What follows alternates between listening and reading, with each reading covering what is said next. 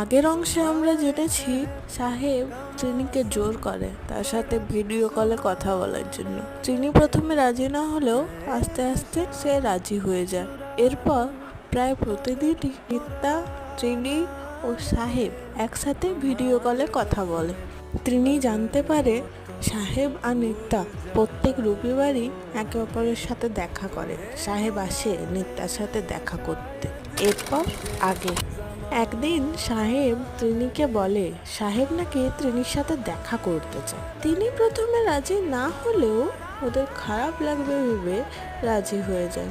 ত্রিনি ভেবেছিল নিত্যার সাথেই যাবে সাহেবের সাথে দেখা করতে, কিন্তু নিত্যা ত্রিনির থেকে আগেই চলে যায় কাজের বাহানা দিয়ে। তাই ত্রিনিকে একাই যেতে হয়। কিন্তু সেখানে গিয়ে ত্রিনি দেখে নিত্যা আগে থেকেই সাহেবের সাথে আছে।